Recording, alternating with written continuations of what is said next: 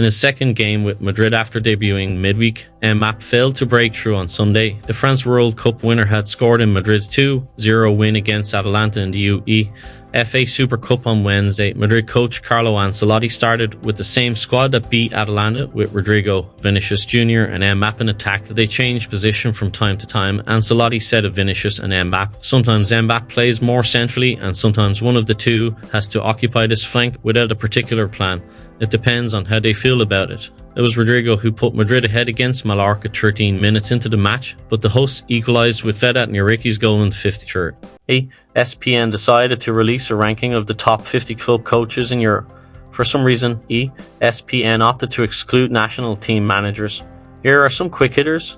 The Premier League has the most coaches on the list, 14. The Bundesliga has 5 members who have been the manager at Bayern Munich: Pep Guardiola, Carlo Ancelotti, Thomas Tuchel, Hansi Flick, Vincent Kompany. Kompany is ranked at number 42. People management is his highest trait.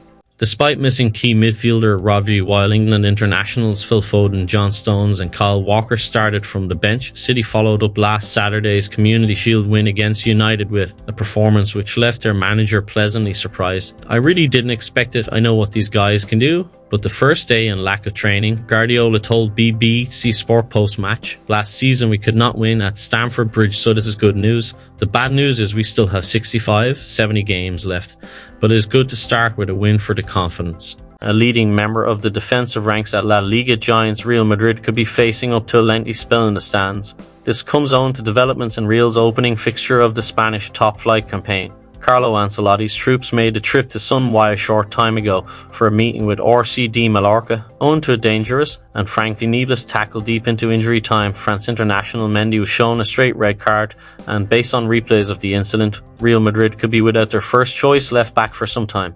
This comes with Mendy's challenge set to assess by the governing powers in La Liga, who could very well decide that the reckless nature of his actions are worthy of a 4-game suspension. Liverpool are cautious about handing Mohamed Salah a new contract despite the attacker starring in the win over Ipswich. Salah scored against the Tractor Boys, but his contract will expire at the end of the season. The Egyptian is one of Liverpool's highest earners, and so far there is no sign of a new deal being offered to the 32-year-old. According to The Athletic, the Reds' owners are cautious about handing lucrative deals to players in their 30s. Salah is remaining calm over the situation, with no hint of irritation from his camp over the long wait for a new deal.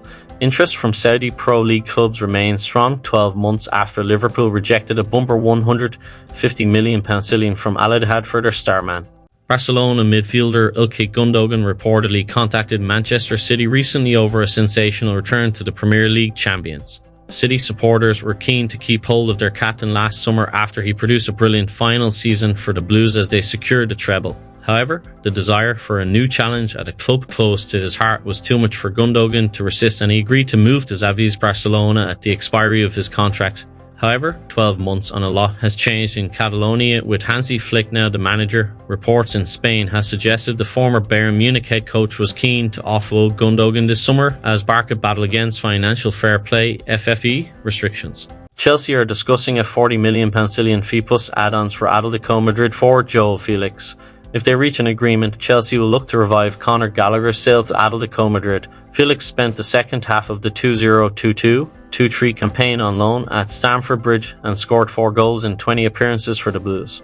Fiorentina winger Nico Gonzalez is suddenly back in the mix for Atalanta after PSG dived in for Ademola Lookman, with the added bonus of upsetting Juventus. The transfer market has been dominated by domino effects this summer. A new piece has entered the game. Lookman is not in the Atalanta squad for tomorrow's Serie trip to Lex, amid reports from Sky Sport Italia that he asked to be excluded thanks to an approach from Paris Saint-Germain. Fiorentina winger Nico Gonzalez is suddenly back in the mix for Atalanta after PSG dived in for Ademola Lookman, with the added bonus of upsetting Juventus. The transfer market has been dominated by domino effects this summer. A new piece has entered the game. Lookman is not in the Atalanta squad for tomorrow's Serie trip to Lex, amid reports from Sky Sport Italia that he asked to be excluded thanks to an approach from Paris Saint-Germain. The Nigeria international's desire to leave the Italian giants this summer is no secret, and he is believed to be at the heart of an intense two-way fight between the Blues and Les Persians. Osimhen's Napoli contract, which he extended last year, includes A release clause worth around £113 million, but the club are no longer insisting that the option needs to be paid in full for him to depart.